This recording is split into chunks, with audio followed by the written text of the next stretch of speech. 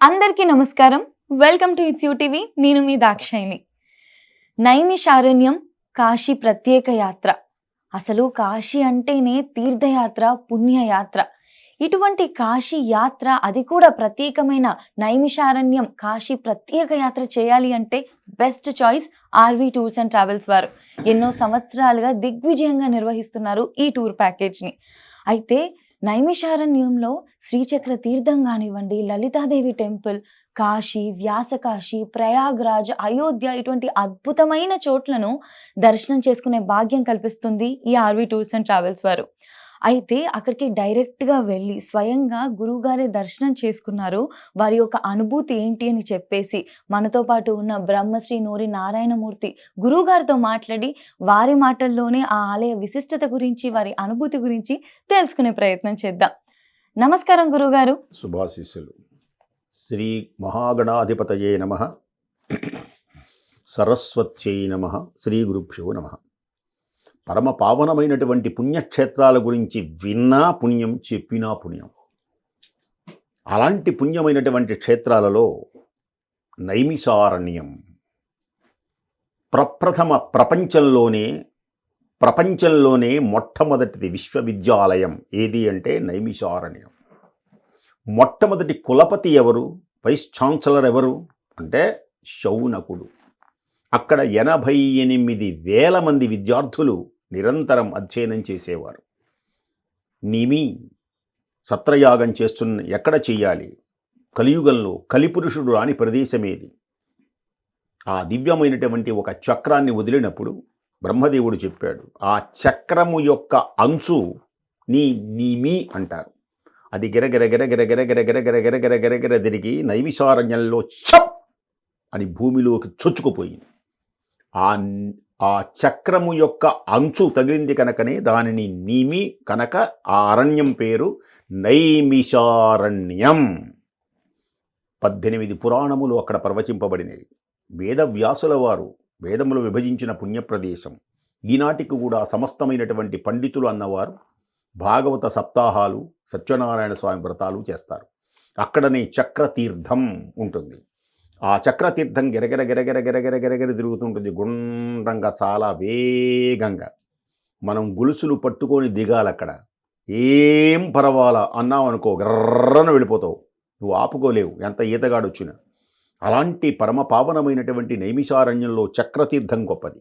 అంతేకాక జగన్మాత భువనేశ్వరి శ్రీ లలిత అమ్మవారు స్వయంగా వెలిసినటువంటి పుణ్యభూమి నైమిషారణ్యం. అరుణాం కరుణాతరంగితాక్షీం ధృతపాశాంకుశ పుష్పబాణచాపాం అణిమాధిభిరావృతాం మయూఖైః అహమిచ్చేవ విభావయే భవానీం. ఇవి కాక అనేకమైనటువంటి పుణ్యక్షేత్రాలను, ఆ పుణ్య దేవాలయాలను మనం సందర్శించవచ్చు. అలాగే ఈ టూరులోనే మరల కాశీ అనేటువంటిది కూడా ఈ టూరులోనే మనకు వస్తుంది. కాశీని వారణాసి అని పిలుస్తారు. పుణ్యమైనటువంటి వరుణ, అసి అని 2 నదులు కలిసి గంగలో కలుస్తాయి.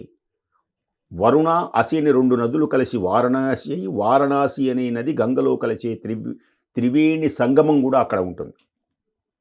మనకు తుంగ, భద్ర కలిసి తుంగభద్రై కృష్ణానదిలో కలిసినట్లు వరుణ, అసి అలాంటి పుణ్యమైనటువంటి క్షేత్రం వారణాసి. భక్తయోగ పదన్యాసి వారణాసి భవదురిత శాత్రవకరాసి వారణాసి స్వర్ణదీతట సంపాసి వారణాసి పావన క్షేత్రములవాసి వారణాసి. అష్టాదశ పీఠాలలో ఒక్కదైనటువంటి విశాలాక్షి అన్నపూర్ణ. అలాగే మరల 64 ఘాట్లు, కాలభైరవులు, బిర్లా మందిర్ అవన్నీ మనకు దర్శనమిస్తాయి.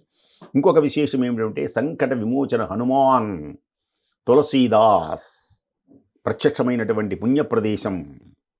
తులసీదాస్ రామచరిత మానస్ ఆంజనేయ స్వామివారిని చూస్తూ హాత వజ్ర ఔర్ధ్వజా విరాజై కాంతే ముంజనేవు సాజై సంకటహరణ కేసరి నందన తేజ ప్రతాప మహాజగవందన. జయ హనుమాన్. దివ్యమైనటువంటి విశేషములు. వ్యాసకాశి, వ్యాసుడు ఇక్కడ నివసించినటువంటి పుణ్యప్రదేశం వ్యాసకాశి. ఆయనకు ఎక్కడా భిక్ష దొరకకపోతే కోపగించి వ్యాసును ఆ కాశీని శపించబోయినాడట. ఈ కాశీలో భిక్ష పెట్టరా, ఏమీ నగరవాసుల అహంకారం అని అలా శపించబోతుంటే అమ్మవారు ప్రత్యక్షమై అన్నపూర్ణాదేవిగా మహర్షులకు కోపము ఉండకూడదు, కామక్రోధ లోభ మోహ మదమాశ్చర్యములు జయించిన వారే కదా బ్రహ్మజ్ఞానులు అని ఊరడించింది. సారనాథ్, ఇక్కడ అద్భుతమైనటువంటి బౌద్ధ ఆలయాలు కూడా మనకు కనబడతాయి. అలాగే మరల ప్రయాగం, త్రివేణి సంగమం, అలాగే మాధవేశ్వర పీఠం, హనుమాన్ ఆలయం కూడా ప్రయాగరాజ్యలో మనకు దర్శనమిస్తుంది. అలాగే సీతామాత గుడి కూడా మనకు ఆ మార్గంలో మనకు కనపడుతుంది. సకల సద్గుణోపేత సర్వసులక్షణ లక్షిత జాత సీతామాత తనకు పుట్టినటువంటి పిల్లలను రామునికి ఒప్పజెబుతుంది. ఆ పిల్లలు కూడా సీత మా తల్లిని తెలియదు, ఆ రాముడు తన తండ్రిని తెలియదు. ఆ తల్లి అంటుంది, ఒక స్త్రీగా నీ ఇంటికి వచ్చినప్పుడు నీ వంశాన్ని ఉద్ధరించడానికి వచ్చాను. పుట్టినింటికి మెట్టినింటికి కీర్తి తెచ్చాను. ఇదిగో నీ పిల్లలు నీకు ఒప్పజెబుతున్నాను. నా ధర్మము నేను నెరవేర్చుకున్నాను.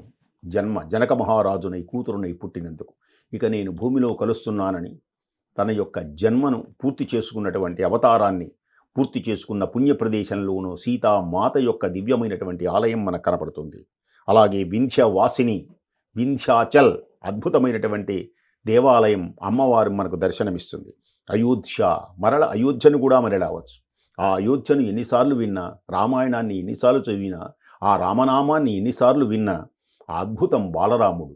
చూడగల్గెను రాముని సుందర రూపము, చూడగల్గెను రాముని సుందర రూపము, మా రాముని సుందర రూపము, రఘురాముని సుందర రూపము, చూడగల్గెను రాముని సుందర రూపము అంటూ చిందులు వేస్తూ ఆ బాలరాముని సందర్శిస్తాం. అలాగే గయ, ఆ గయలోనే పితృదేవతలకు పిండ ప్రదానాలు చేస్తారు. విష్ణు పాదం ఉంటుంది. ఆ విష్ణు పాదము మీద ఆ పిండములను కనుక ముంచితే పితృదేవతలు తరించి ఆశీర్వదించి సత్సంతాన ప్రాప్తి కలిగి మన వంశాభివృద్ధిని కలిగించేటువంటి విధంగా పితృదేవతలను మనం దీవిస్తారు. అలాంటి గయ అద్భుతం. అక్కడనే మంగళగౌరి అమ్మవారు. మంగళగౌరిని సేవించాలి కన్యలు. మంగళగౌరిని సేవిస్తే అనుకూలుడైనటువంటి భర్త వస్తాడు.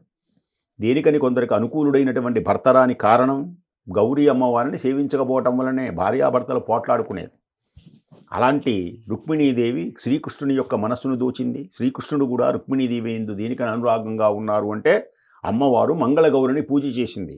నమ్మితి నా మనంబున సనాతనులైన ఉమామహేశులన్, మిమ్ము పురాణ దంపతుల మేలు భజింతుగదమ్మ మేటి పెద్దమ్మ, దయాంబురాశివి కదమ్మ హరిన్ పతిసేయుమమ్మ, నిన్ను నమ్మిన వారికెన్నడును నాశము లేదు గదమ్మ ఈశ్వరీ. ధ్యానించిన పుణ్యప్రదేశం మనకు కనబడుతుంది. అలాగే బుద్ధగయ, ఇవన్నీ కూడా బుద్ధునికి జ్ఞానోదయమైంది. సుక్షత్రియ సంజాతుడై వైరాగ్యమును పొంది ఆ రావి చెట్టు కింద ఆయన అద్భుతమైనటువంటి రీతిలో జ్ఞానోపదేశం చేసినటువంటి పుణ్య ప్రదేశం కూడా మనకు దర్శనమిస్తుంది.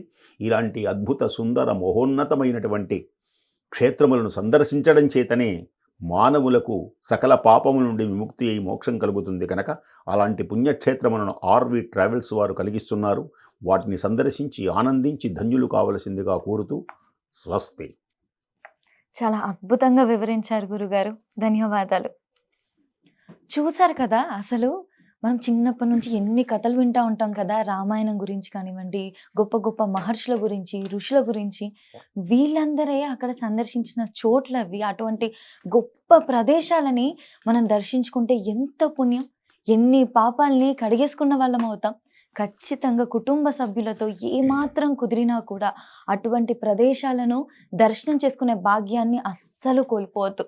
ఖర్చు గురించి బెంగ అస్సలు అక్కర్లేదు. ఆర్‌వి టూర్స్ అండ్ ట్రావెల్స్ వారితో అందుబాటు ధరల్లోనే మీ కుటుంబ సభ్యులతో వెళ్ళి చక్కగా దర్శనం చేసుకొని, ఆ గొప్ప గొప్ప సుందరమైన ప్రదేశాలని దర్శించుకునే భాగ్యాన్ని సంపాదించుకోండి.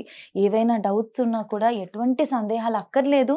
కింద స్క్రోల్ అవుతున్న నంబర్స్‌ని కాంటాక్ట్ అవ్వి మీ డౌట్స్ అన్నిటిని కూడా క్లియర్ చేసుకోండి.